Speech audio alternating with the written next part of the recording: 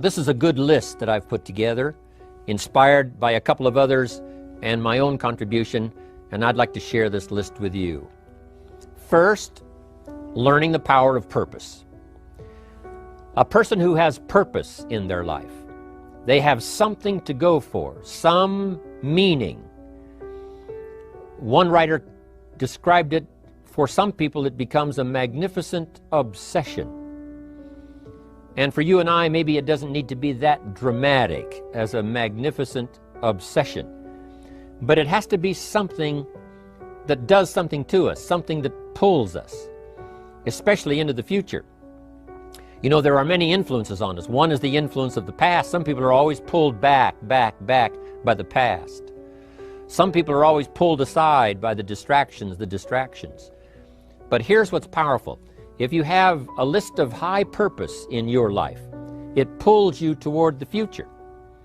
And the more powerful the purpose is, the stronger it pulls. And here's the other great advantage if you have purpose for the future. It pulls you through all kinds of challenges and all kinds of difficulties. If you don't have these strong purposes for the future, it's easy to get swallowed by a bad day. It's easy to be almost annihilated by a poor month. And it's easy sometimes to almost disappear beneath the waves of a year that goes backwards if you don't have something to pull you beyond that year.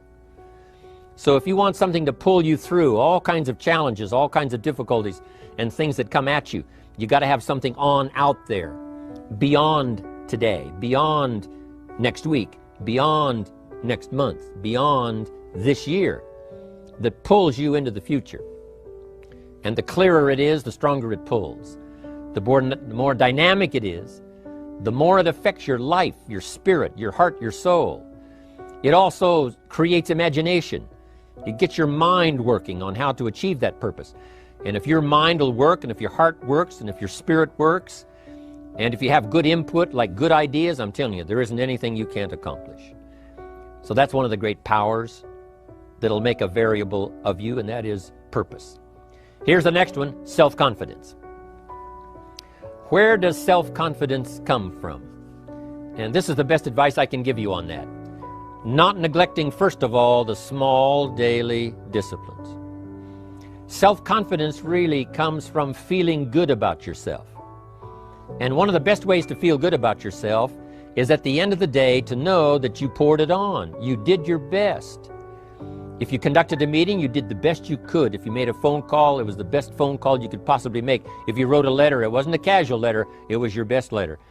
At the end of those kind of days, when you feel good about yourself, self-confidence starts to rise. You know that if you can have this kind of a good day, you can have another one the next day, and those days become the weeks become the months, and the month becomes a powerful year. Self-confidence comes from the lack of neglect. If you will not neglect to do the small daily disciplines, that's where self-confidence comes from. Part of good health is self-confidence. I know I'm going to be healthy. I take the Herbalife products. I eat the apple a day. I walk around the block. I do the jogging on the beach. At the end of the day, when you've really poured it on and you've done all the stuff, self-confidence grows. That self-confidence affects your health, it affects your future, it affects your psyche. So this is true. One of the great powers is self-confidence. Self-confidence means willingness to do whatever it takes to achieve. Some people say, well, I'll do it for a little while and see what happens. You know, I'll try a couple of things. If that doesn't work, I'm out of here. And all of us know that that kind of person doesn't have much of a future. But if you're willing to do whatever it takes, if I have to learn a couple of things, I will learn those things. If I got to learn 5 or 6 things, I'll learn all 6. If I have to take an extra class, I'll take an extra class. If I've got to read the books, I'll read the books. If I have to consult with people who know more than I know, I will do the necessary consulting. Whatever it takes, I will do. That starts to develop unbelievable self-confidence. Self-confidence also comes from the ability to rise above your circumstances, to rise above what happens, the petty little things, the discouraging things that would sink everyone else's ship except yours, that would cause someone else to quit early in the day, but you keep going. That kind of willingness to overcome all circumstances, whether it's the little challenges or the big challenges. If you're willing to do that, I promise you, this kind of power will work for you, and in you, the variable, it'll make a difference. The third on the list I had was enthusiasm. And here's what I wrote about enthusiasm. Enthusiasm that's powerful is mostly enthusiasm that is enthusiasm inside, 90%, 10% outside. We all know what the enthusiasm is like when somebody lets us see their enthusiasm, which is like the 90%, and only 10% of it is inside. But the enthusiasm that really affects people is not just being loud, but the enthusiasm that runs deep, the enthusiasm that comes from deep inside, created by self-confidence, created by purpose, created by genuine willingness to help other people.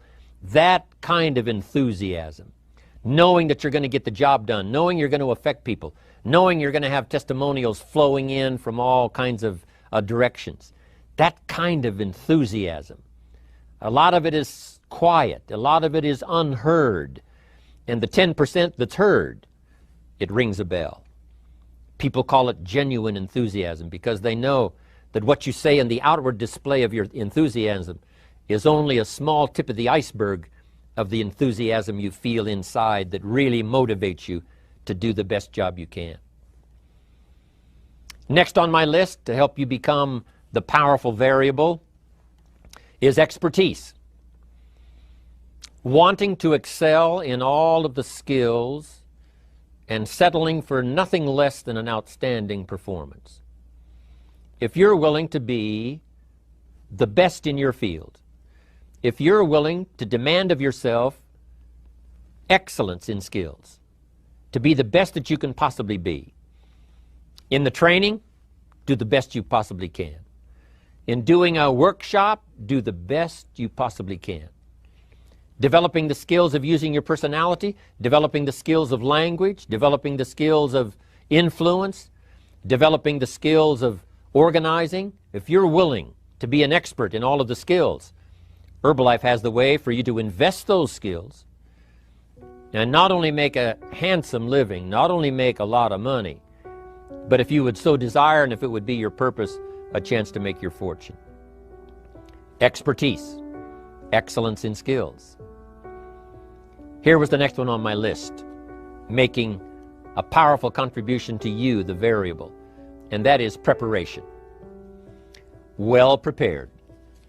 And preparation, of course, involves a whole lot of things. A big share of our life is preparing, getting ready.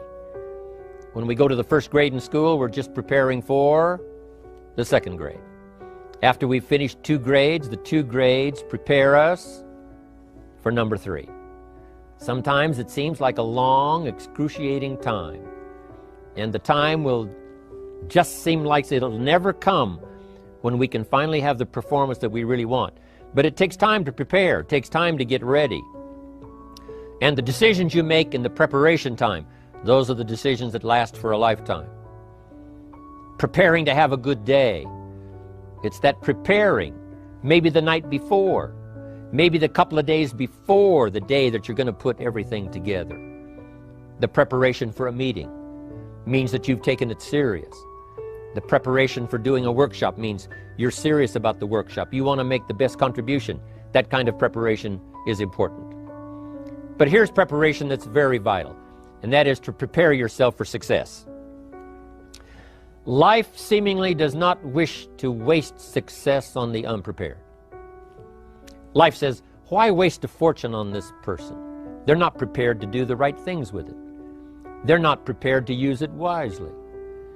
If a fortune was bestowed upon this unprepared person, it would probably be wasted. The people that could have been touched won't be touched. What could have been done won't be done because this fortune will have been wasted on the unprepared person. So not only look for fortune, not only look for the promise, but prepare yourself and ask of yourself, what can I do to make myself ready? Because remember, life was designed not to give us what we want, not to give us what we need, but life was designed to give us what we deserve. Every value in life must be paid for, and those that pay are the ones that get it. It says those that give receive. Someone says, I wish to receive, I wish to receive. You don't have to concentrate on receiving. Just become a good giver. It says those that search will find. Someone says, well, I need to find some good ideas to help change my life for the future. Then to find good ideas, that doesn't come because you need them. It comes because you search for them. If you want good ideas, you got to go after them. You got to go to the class, you got to go to the workshop, you got to go to the training, go to the book, right? You got to go to the journal, right? Go where good ideas are being taught, go searching, go looking, because good ideas are not going to be wasted on those that are not seeking, searching, well prepared. So, prepare yourself to be ready for fortune when it comes, to be ready for challenge when it comes, to be ready for opportunity when it comes. Opportunity comes along and passes by the person that is not well prepared. I want to prepare myself this year for next year. Yes, I wish to be effective this year, but I'm also thinking of ways, how could I be better? How could my ideas be more powerful? How could they be sharper, more clear? How could I reach some people next year that I perhaps can't reach this year? I haven't reached deep enough into my own soul to affect some people. Some people just pass by and say, hey, what a good speech. But how could I make it stronger than that, deeper than that, more powerful than that? I cannot be as powerful as I could be next year. You know, you can't go to the 10th grade in the 5th grade. You just got to go through the grades. But the more you are prepared, when the 10th grade finally comes, now you can cash in and get 2 times, 3 times, 5 times more value from it by being prepared. I want to do my best this year for Herbalife, but I also want to get ready for next year, 1999. And then when the year 2000 comes, at the turn of the century, I want to be well equipped by language, by instinct, by temperament, by personality, by influence, to really be valuable the year 2000, 2001, 2, 3, 4, 5. That's my goal. I'm sure it's your goal. Now here's the next one. There's great power in self-reliance. Self-reliance means you simply look mostly to yourself. It would be nice if someone just gave you this, gave you this, gave you this. It would be nice if everyone did their job exactly as they're supposed to do it. But here's what you've got to do. Primarily rely on yourself. Primarily say, I'm the person responsible. And I will learn the necessary skills so that I can help people learn their skills. If I need lots of people to do certain things to build my organization, that is what I must have. But I've got to be the final backstop. I've got to be the final one that people can rely on. So that if this is missed and this is missed, I can catch up. I can fill the gap. I can do the job. We have to do it when we conduct meetings. We have to do it when we conduct training. We have to do it when we're in a class of just a few. What someone might have missed, we're there to fill in. Self-reliance. Primarily, we're learning to count on yourself. So that you can do this, never complain and never explain. Here's the next key power, and that's image. There's many parts to image. The image that others see you as, the image you have with other people. And it's very important how other people see you. If they don't see you as a leader, chances are they won't pay attention. If they don't see you as being in control, chances are they won't have the trust. If they don't see you as knowing where you're going, what you want to accomplish, they probably won't follow. But if people can see you, if you have the image of someone that's in charge, in control of your life, your future, your destiny, in control of the situation, if they see that, that kind of image is powerful. It helps to win the day. It attracts other people. People want to be around people that are in control, that are powerful, but they know how to use their power, influential, but they know how to use their influence. That kind of image is important. But here's a very important image, and that is your image of yourself. self. The way you dress, the way you talk, the way you think, your capacity for learning, all of that is an important image that you have of yourself. The image that you have that if it needs to be learned, you could learn it. If there's a book that needs to be mastered, you could master it. If there's a skill that needs to be learned, why couldn't you get busy now and learn that skill? That kind of self-image, that I am continually trying my best to be the best I can. Because one of the most important places you have to look is into the future, yes. You got to look into the past, yes. You've got to look around, yes. But one of the most important places you have to look is in the mirror. You know, how I appear to other people, that's important. But how I appear to myself is the ultimate importance. That kind of image, to where you'll develop the self-confidence, you'll develop the self-reliance. Now here's another one in my rather short list. The next word is character. Becoming a person of high values, a person of principles, a person of honesty, a person that earns respect.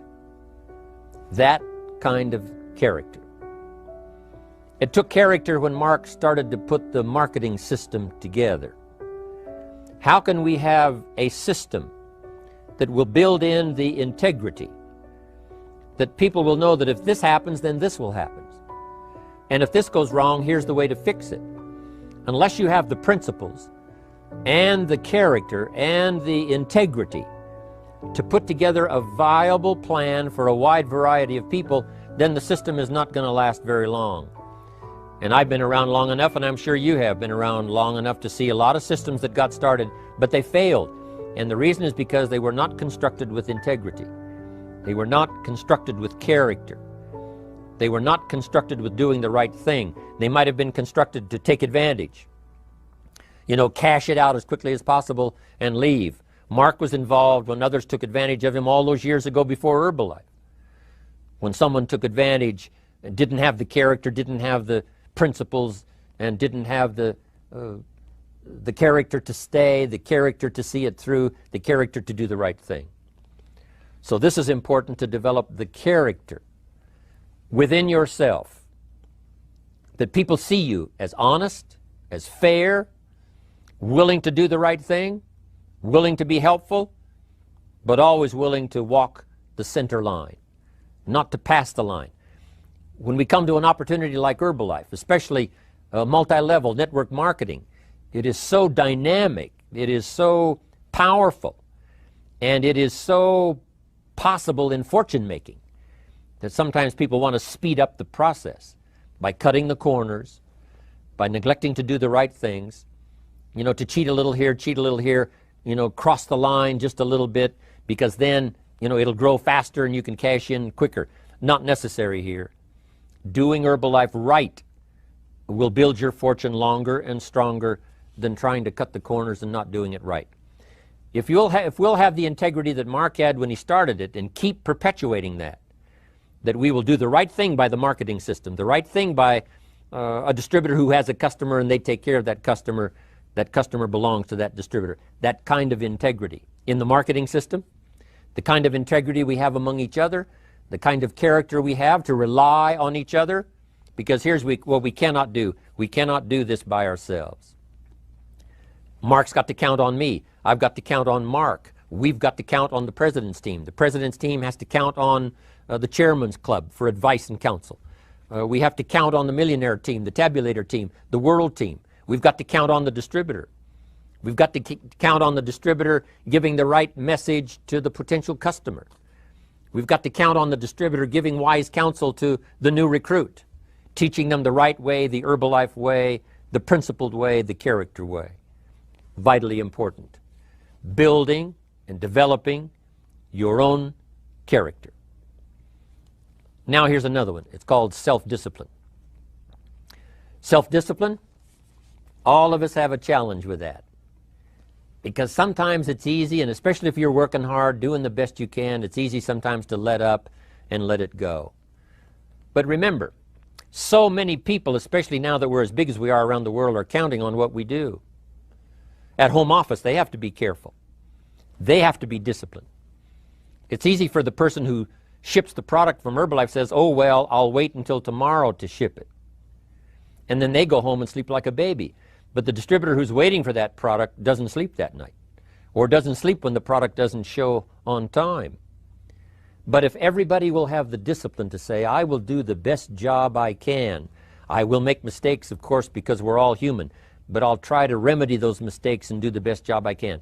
That kind of self-discipline that understands how important your part is in all of the functions that work.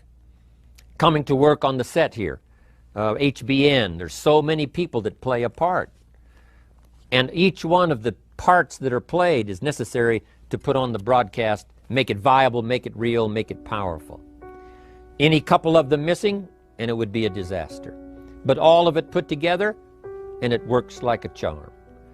Each person developing the self-discipline to do their part, do their job. Here's one more, and that is the power of extraordinary performance and demanding of yourself excellent results. This is so important. If you want to live extraordinary, you must do extraordinary. If you want an extraordinary income, you must do extraordinary things. If you want an extraordinary fortune, you must go with the demands of what it takes to have that fortune. Mark has made such a fortune, it's almost beyond comprehension what the numbers really are. But guess what he has the satisfaction of knowing? He earned it all. If he'd have been lax in the performance, Herbalife would not be here these 18 years later. Herbalife would have been a footnote in multi-level history. But because he performed year after year, the 3rd year and the 5th year, and the 7th year and the 10th year, and the 12th year and the 15th year, and now performing well in the 18th year, I'm telling you, that's what makes it such a viable fortune for Mark personally, of course, because he did the job. If we would ask of ourselves that kind of performance, and you've got to ask it of yourself. You know, I can't ask it of you. I would try to inspire you. I would try my best to share with you what it might taste like, what it's like to finally make your fortune. It happened for me. But here's what you must do. You must demand it of yourself. Society does not demand that you not have a heart attack. But if you want to escape having a heart attack, you must demand it of yourself. Society doesn't demand that you take Herbalife and improve your health. You have to demand it of yourself. Society doesn't demand that you jog around the block every morning. But if you want good health, you must demand it of yourself. Society doesn't demand that you read a couple of books a week and improve your intelligence and your knowledge. That you must demand of yourself. Society does not demand that you build a financial wall around your family nothing can get through. That's not a demand of society. But you must demand it, if you wish it, you must demand it of yourself. Society doesn't demand that you learn a list of 10 skills in order to ensure your own future and the future of your family. Society doesn't demand it, doesn't require it. It is not a law. But if you want the benefit, you must demand it of yourself.